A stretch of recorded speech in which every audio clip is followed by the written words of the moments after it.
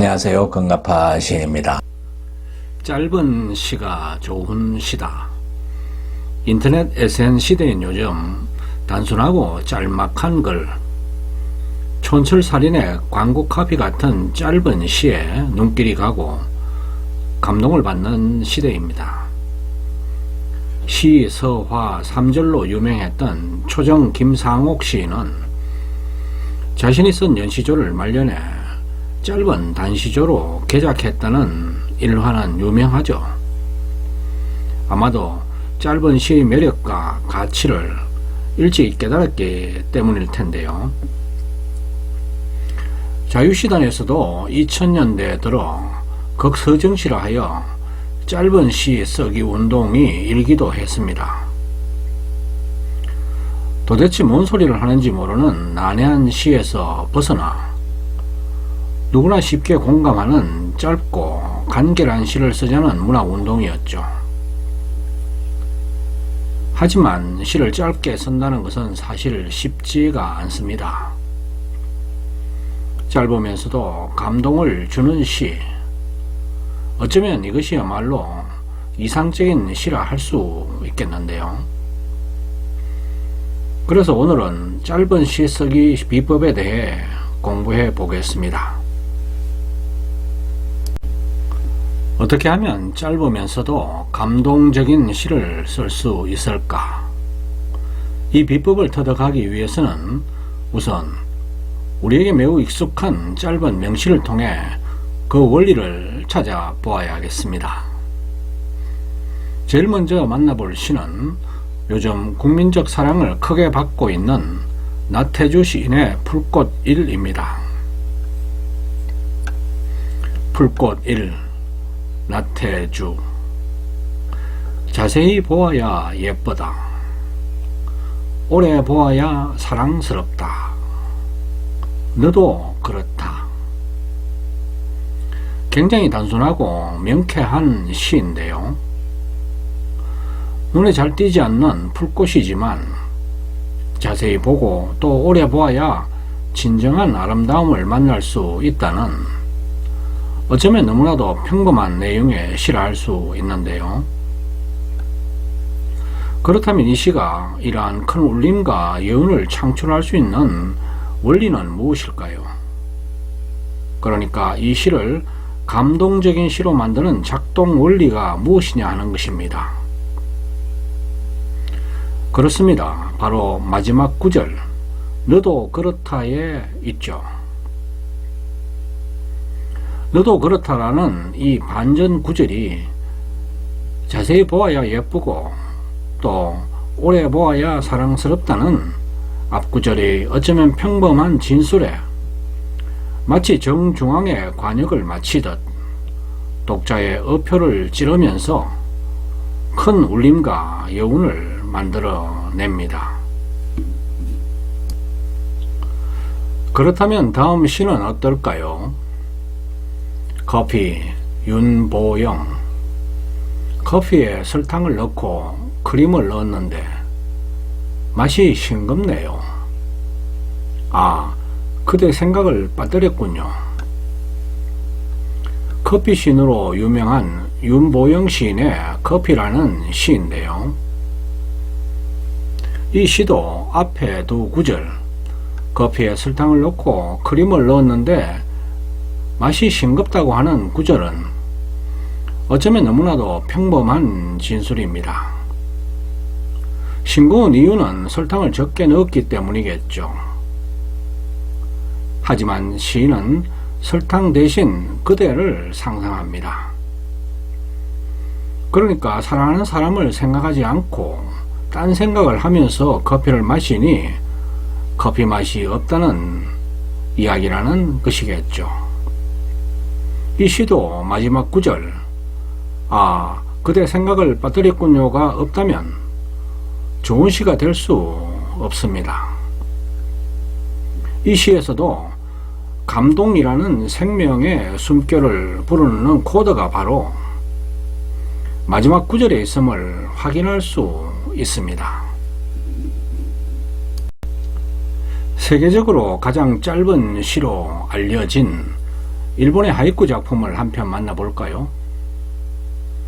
우리나라에도 유시아 시인이 한 줄도 너무 길다라는 제목으로 하이쿠 선집을 펴내어서 하이쿠라면 모르는 사람이 없을 정도인데요. 꽃잎 하나가 떨어지네. 다시 올라가네. 나비였네. 모리다케의 하이쿠입니다. 우리의 시조도 그렇지만 하이쿠도 일본의 전통시라 시의 제목이 없습니다. 시의 형식도 하이쿠는 575 음절로 구성되는데 아무래도 위의 시는 번역한 작품이기 때문에 음절로 보다는 내용으로 읽어야 되겠죠. 꽃잎이 흩날리는 봄날에 흔히 만날 수 있는 장면이 이 시의 앞구절 5.7로 묘사되고 있습니다. 그렇다면 이 하이쿠가 좋은 시로 뽑히는 것은 왜일까요?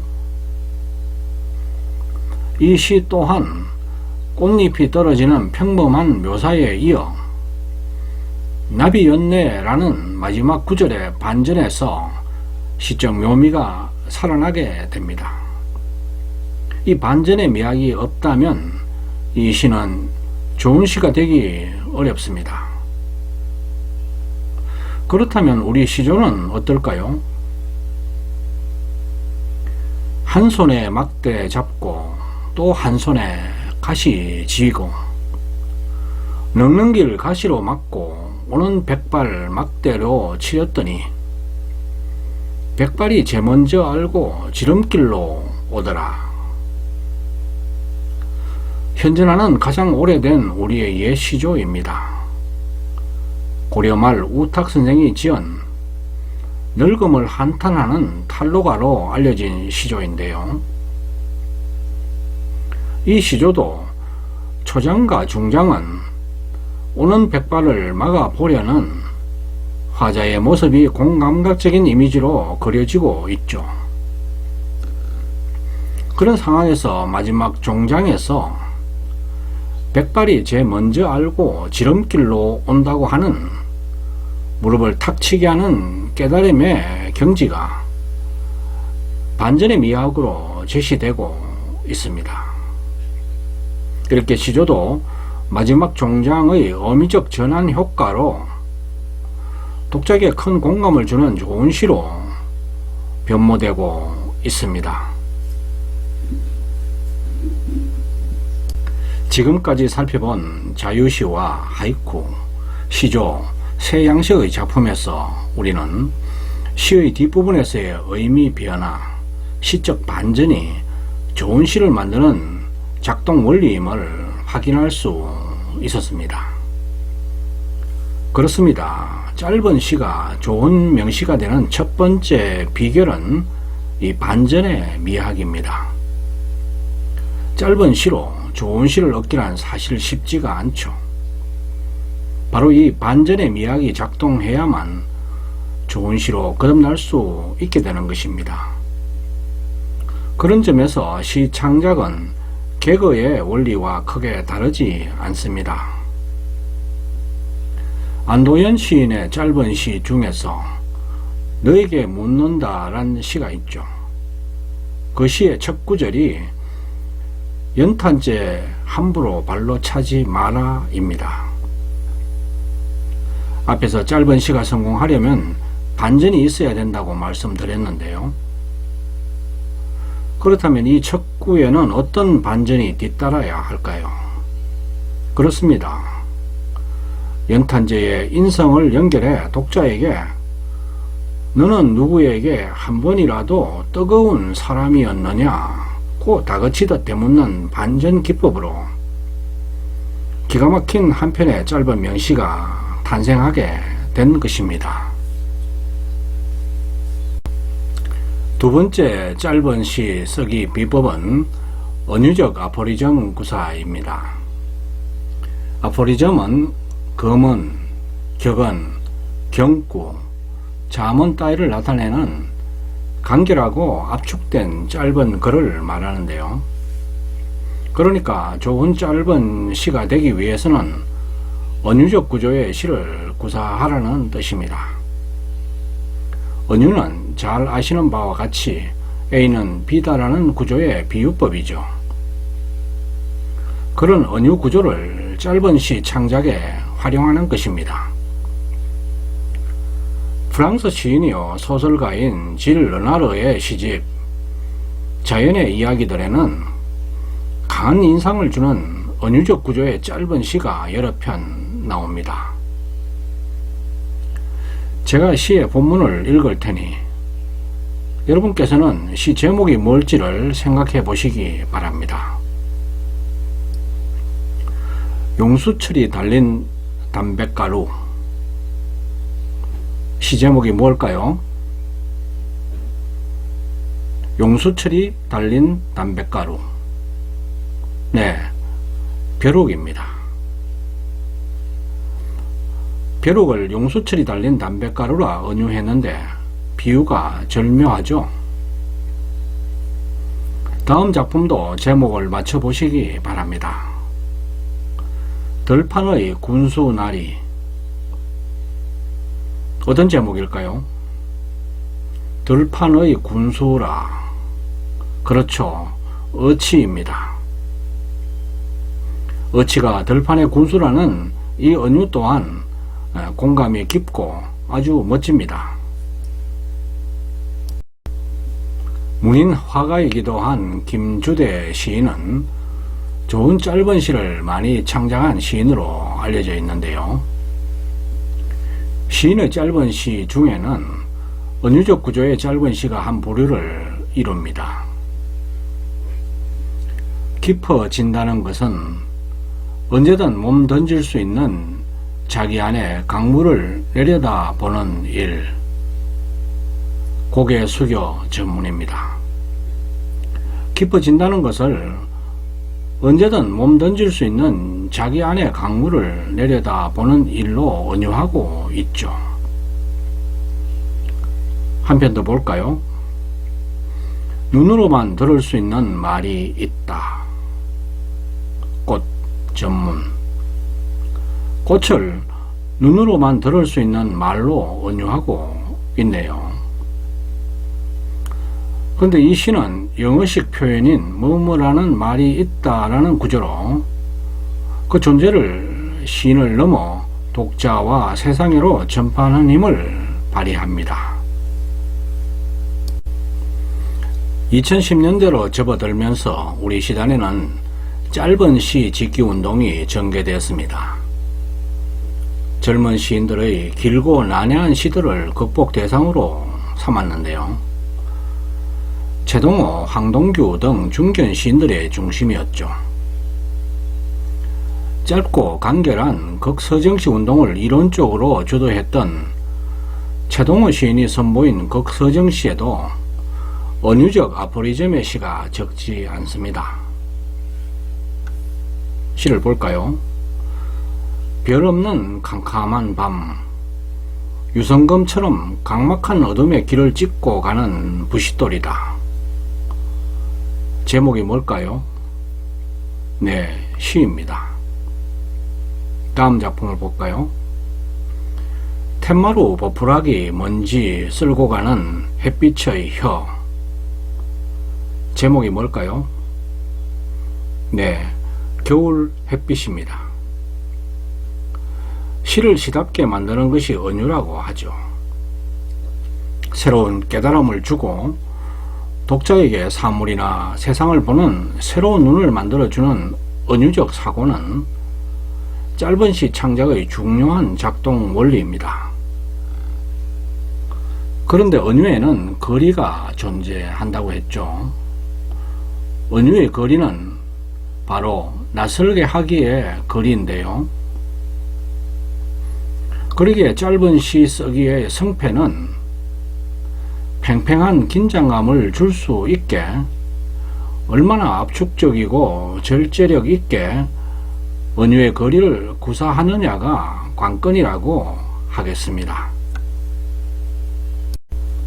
이문재 시인은 시집을 받으면 짧은 시들을 먼저 골라 읽는다고 합니다. 그 이유는 짧은 시는 쓰기가 어려운데 그만큼 짧은 시에는 시인의 시력과 시야가 압축되어 있기 때문이요. 사물과 사태, 삶과 세계의 핵심을 치고 들어가는 직관력은 물론이고 직관의 내용을 최소한의 의의로 형상하는 솜씨, 장악력을 만날 수 있기 때문이라고 했습니다. 그만큼 짧은 시가 쓰기 어렵고 중요하다는 이야기일 텐데요. 그렇다면 짧은 시 창작의 세 번째 비법은 무엇일까요? 바로 관계론적 시선으로 대상을 보고 사물을 보라는 것입니다. 한국문협 여수지회장을 지낸 신병헌 시인은 시 창작은 관계의 인문학이라고 했습니다. 주위의 존재들과 잘 소통하고 보는 관점을 달리하는 습관을 갖는 것이 중요하다는 강조였죠. 낯설게 하기, 의도적으로 다르게 보기, 부정하기 등으로 관계성을 잘 들여다보는 것이 통찰이요 소통이고 공감이라는 것입니다. 내려갈 때 보았네. 올라갈 때 보지 못한 그 꽃. 고은 시인의 그 꽃이죠. 살다 보면 내려올 때야 비로소 보이는 것들이 많습니다. 그만큼 제대로 보지 못하고 진정으로 소통하지 못하고 살아가는 경우가 허다하죠. 꽃이니 그나마 내려올 때까지 기다려 주었겠죠. 하지만 사람이라면 어쩌면 벌써 떠나버리고 말았을 것입니다. 꽃도 사실 마찬가지입니다. 내려올 때 보는 그 꽃은 올라갈 때 보는 꽃과 같지가 않으니까요. 낯익은 것들을 낯설게 만나는 내려올 때 보는 그 꽃을 올라갈 때도 보는 해안, 그 정밀한 관계 속에서 진정한 소통을 할 때 새로운 세계를 만날 수 있게 될 것입니다. 김주대 시인의 오후에 나는 들킨다 라는 시집에 실린 짧은 시들은 시인이 얼마나 주위의 존재들과 감동적으로 소통하고 있는가를 잘 보여줍니다. 어머니의 온도를 상상하며 기가 붉어지는 저녁이다. 기 빠진 날 시편입니다. 눈이 빨개지도록 울다간 내 발소리로 가슴에 저녁이 물든다. 노을 시편입니다. 출산의 가장 고통스러운 순간은 바로 아기의 이마가 나오는 순간인데 기까지 빠져나오면 힘든 고비를 다 넘기게 되는 아기가 태어남을 의미하죠. 그때 어머니가 겪었을 고통의 온도를 상상한 시편이 바로 기 빠진 날입니다. 또 눈이 빨개지도록 우는 일과 저녁 노을이 붉게 물드는 관계를 상상한 시편이 노을인데요. 이렇게 짧은 언어로 이루어진 관계 사물에 대한 김주대 시인의 해석 안목은 특유의 상상과 감각적인 표현으로 그 속성을 확장해 나가고 있습니다. 몇 편 더 시를 읽어볼까요? 새는 하늘로 날아오르는 순간 두고 온 제 무게를 그리워한다. 기소라는 제목의 시네요. 또 한 편을 보겠습니다. 내가 아는 만큼의 당신이 내 속에 격리된다. 나는 당신을 가둔 감옥이다. 네, 암이라는 시편입니다. 모든 생명체는 떠나온 것을 그리워하게 됨을 하늘로 날아오르는 새를 통해 감각적으로 깨닫게 하는 시가 바로 기소입니다. 그렇죠. 아무리 사랑하는 사람이라 해도 내가 아는 만큼의 사랑임을, 자신이 그것을 가두는 감옥임을 일깨우는 시가 바로 암이라는 시편입니다. 김주대 시인의 해안과 통찰이 빛나는 날카로운 시선으로 창작된 멋진 짧은 구절의 시들에서 우리는 그 짧음 이상의 긴 여운을 맛보게 됩니다.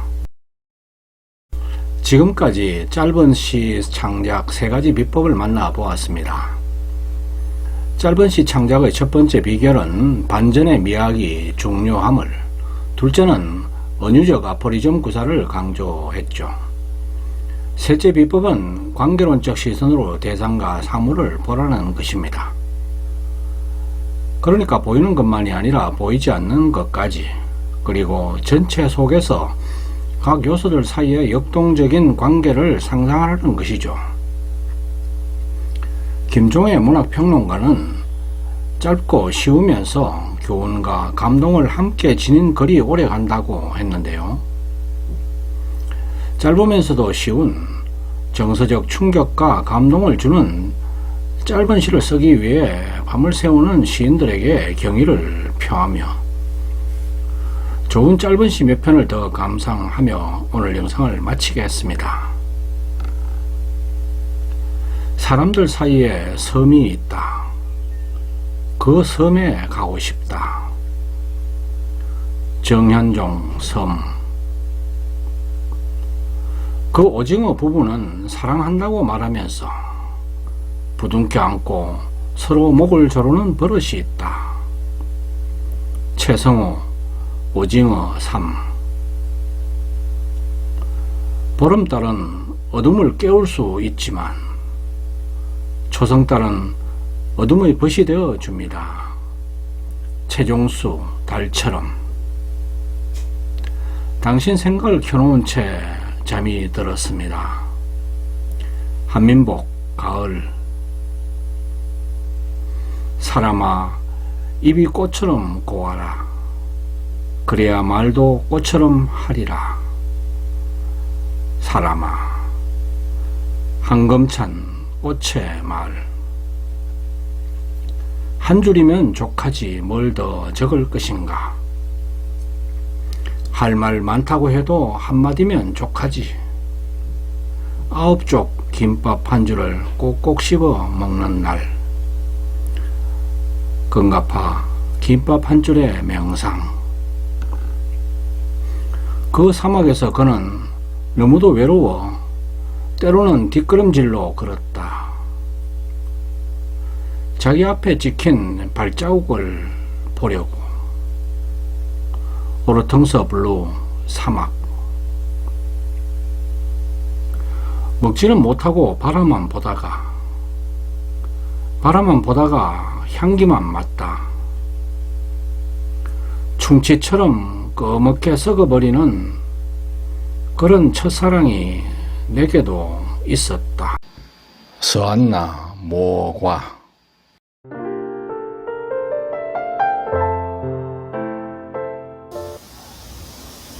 아직까지 금가파 TV를 구독하지 않으신 분은 지금 바로 붉은색 구독 버튼과 좋아요, 엄지척, 그리고 종 모양의 알람 설정을 해주시면 감사하겠습니다. 끝까지 시청해 주셔서 고맙습니다.